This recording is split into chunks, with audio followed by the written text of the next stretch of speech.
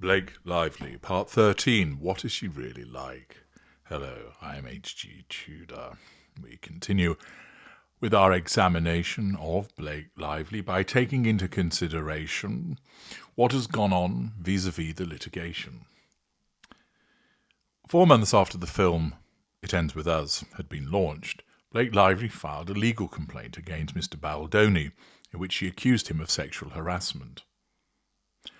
Was this falsified and an entitled attempt to assert control over an individual for other purposes linked to perhaps residual benefits, for instance, as a reaction to a threat to control, the seeking perhaps of the rights to a sequel from the successful It Ends With Us? Or was this a response of a genuine victim who had experienced sexual harassment directed towards her? The complaint also listed Wayfarer Studios, Mr. Baldoni's production company, which he had established with the assistance of a billionaire. It produced It Ends With Us. It was a defendant. The legal filing accused Mr. Baldoni and Wayfarer CEO Jamie Heath of repeated sexual harassment and other disturbing behaviour. Some other female cast and crew had also spoken up about their conduct, the filing alleged. It also alleged that Miss Lively, Mr. Baldoni and other people involved in the development of the film attended a meeting in January to address the hostile work environment on set. Her husband, Ryan Reynolds, attended the meeting alongside her, according to the complaint. At the meeting, attendees agreed to a list of demands, including Mr. Baldoni and Mr. Heath.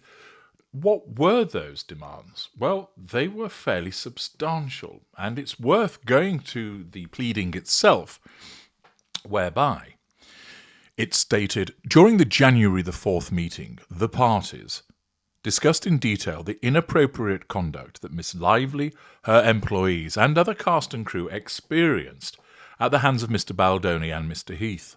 After the list below was reviewed and discussed in its entirety, all parties present agreed that the outlined conduct would cease. Thus, Lively alleges that, the uncalled for behaviour included no more showing nude videos or images of women, including producer's wife, to Blake Lively and or her employees. No more mention of Mr. Baldoni or Mr. Heath's previous pornography addiction, or Blake Lively's lack of pornography consumption to Blake Lively or to other crew members. No more discussions to Blake Lively and or her employees about personal experiences with sex, including as it relates to spouses or others. No more mention to Blake Lively or her employees of personal times that physical consent was not given in sexual acts, as either the abuser or the abused. No more descriptions of their own genitalia to Blake Lively. No more jokes or disparaging comments to be made to Blake Lively and or her employees about HR complaints Wayfarers already received on set, or about missing the HR meeting. No more inquiries by Mr. Baldoni to Blake Lively's trainer without her knowledge or consent to disclose her weight. No more mention by Mr. Baldoni of him speaking to Blake Lively's dead father. No more pressing by Mr. Baldoni for Blake Lively to disclose her religious beliefs or unsolicited sharing of his. If Blake Lively and or her infant is exposed to COVID again, Blake Lively must be provided with immediate notice as soon as Wayfarer or any other producers become aware of such exposure without her needing to uncover days later herself. Any intimacy coordinator must be present at all times when Blake Lively is on set in scenes with Mr. Baldoni.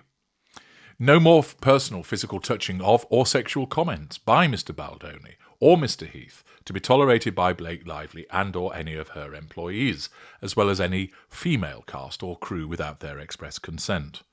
No more improvising of kissing. All intimate touch must be choreographed in advance with Blake Lively and an intimacy coordinator. No biting or sucking of lip without Blake Lively's consent, and all intimate on-camera touch and conversations must be in character, not spoken from Mr. Baldoni to Blake Lively personally. Blake Lively to have a representative on set at all times and with a monitor during scenes involving nudity, sexual activity, or violence with Mr. Baldoni. All actors participating with Blake Lively in intimate scenes involving her being in any state of nudity or simulated nudity must be classified as active working actors, not friends of the director or producers, and must be pre-approved by Blake Lively. No more filming of any Blake Lively nudity without a fully executed SAG-compliant nudity rider in place. Any such footage already shot without this rider in place and in direct violation of SAG requirements may not be used without Blake Lively's and her legal representative's prior written consent. Any scene by Blake Lively or another performer depicting the character of Lily that involves nudity or simulated sex must be conducted strictly in accordance with the above-referenced nudity rider and must adhere to the Blake Lively approved script. An intimacy coordinator must be on set for all scenes involving nudity and or simulated sex, and must have a monitor to ensure compliance. No monitors to be viewed or accessible on set or remotely during closed set scenes except by Blake Lively approved essential crew and personnel. No more entering or attempting to enter, interrupting, pressuring, or asking Blake Lively to enter her trailer or the makeup trailer by Mr. Heath or Mr. Baldoni while she is nude for any reason. No more private multi-hour meetings in Blake Lively's trailer, with Mr. Baldoni crying, with no outside Blake Lively appointed representative to monitor. No more pressing by Mr. Baldoni to sage any of Blake Lively's employees. Producer Alex Sachs to be given standard rights, inclusion and authority per her job description, and as represented to Blake Lively when signing on. Sony must have an active daily role in overseeing physical production for the remainder of the film, to monitor safety for cast and crew, schedule logistics, problem solving and creative. Engagement of an experienced producer to supervise the safety of the cast and crew, schedule, logistics, problem solving and creative for the remainder of the shoot. Engagement of a Blake Lively approved A-list stunt double to perform Lily in scenes with Mr. Baldoni involving rape and or violence. Blake Lively to perform only close-up work or work from a Blake Lively pre-approved shot list in scenes with Mr. Baldoni involving sexual violence. No more adding of sex scenes, oral sex, or on-camera climaxing by Blake Lively outside the scope of the script Blake Lively approved when signing on to the project. No more asking or pressuring Blake Lively to cross physical picket lines. No more retaliatory or abusive behaviour to Blake Lively for raising concerns or requesting safeguards. An in-person meeting before production resumes with Mr. Baldoni, Mr. Heath, Miss Sachs, the Sony representative, the new producer, Blake Lively, and Blake Lively's spouse, Ryan Reynolds, to confirm and approve a plan for implementation of the above that will be adhered to for the physical and emotional safety of Blake Lively, her employees, and all the cast and crew moving forward. Well, quite the exhaustive list that's detailed there in the pleadings. This either points to a particularly unpleasant environment whereby individuals behaved in a manner where they did not respect boundaries, that they were abusive, that they caused individuals to feel demeaned, that they engaged in on-set behaviour which was deemed as unpleasant, unnecessary, and not in accordance with the needs of the film. Alternatively, is this an instance of an individual fabricating such a list of supposed transgressions or exaggerating the transgressions in order to get her own way, in order to assert control over Mr. Baldoni, Mr. Heath, and other individuals? Remember, this list, as stated by Blake Lively, was contained in her complaint, the sexual harassment complaint. She also alleged that this was discussed in its entirety and that all parties present and agreed that the outlined conduct would cease. Therefore, as per her pleading, there is the admission that this behaviour had been engaged in, the recognition that it was not appropriate, and the confirmation that it would no longer be engaged in, which would point to Baldoni, Heath et al. Being the guilty parties. Further to that, in the filing, Lively also alleged that Baldoni and his team attacked her public image after the meeting. She accused him of orchestrating a plan to destroy her reputation in the press and online, including hiring a crisis manager who led a sophisticated, coordinated and well-financed retaliation plan against her and used a digital army to post social media content that seemed authentic. Again, is it the case that this has been done legitimately, in that this is what has happened and she is simply responding to it as a victim?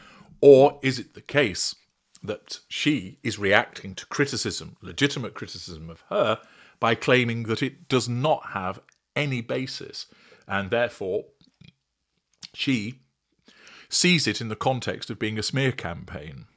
Remember, the way that a narcissist sees the outside world, criticism is unjustified. You criticize the narcissist, you're a hater.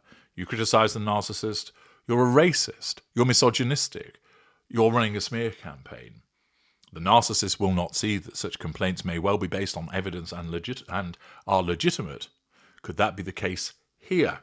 That in actual fact, there was no attempt by Baldoni to destroy her reputation, and it was actually Lively who was the one that was engaging in the smear campaign.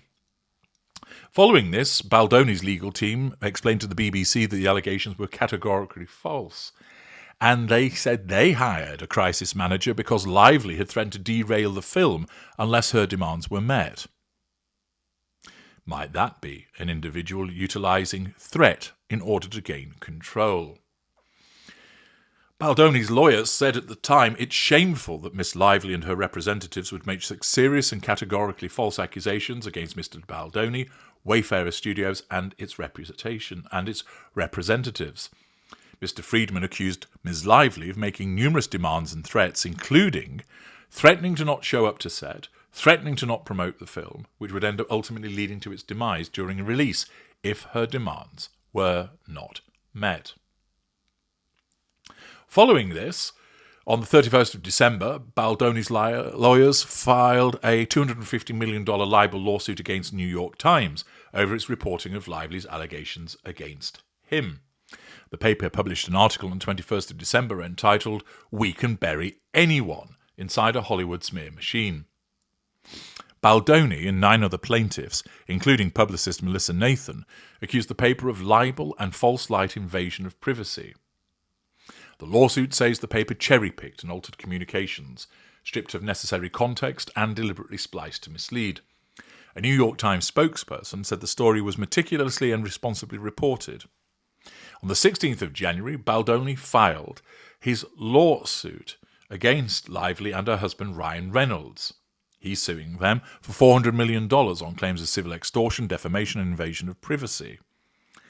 It was claimed that Lively and her partners had disseminated grossly edited, unsubstantiated, new and doctored information to the media, that Lively and her team had attempted to bulldoze reputations and livelihoods for heinously selfish reasons.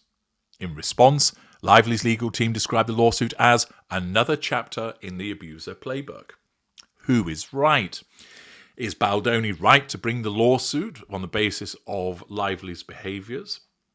Is it the case that this is another chapter in the abuser playbook that's being used to shut her up? Or is that the standard response of a potential narcissist when faced with a threat to control, turns round and says, "You're abusing me"? It's been seen time and time again that because of the way the narcissist sees the world through the distortion field, that a victim defending themselves is interpreted as them being the abuser, and the narcissist cries foul. Accordingly, there's a sexual harassment claim brought by Lively, a defamation claim brought by Baldoni against New York Times, and a defamation and extortion claim brought by Baldoni against Lively and Reynolds. These 3 lawsuits are destined for trial in March of next year. Whether they get there remains to be seen, and if they do, it's certainly going to provide a mass of material for analysis. One of the issues, of course, is understanding who has behaved what way. And you undoubtedly will have formed your views as to who you think, who you believe, and who you think is the guilty party. But at this juncture, the allegations are not yet proven. We haven't tested the evidence. Nevertheless, in the next part, there's a useful opportunity to look at some of the allegations and the responses to it to start to see who just might be telling the truth. Join me for that in the next part.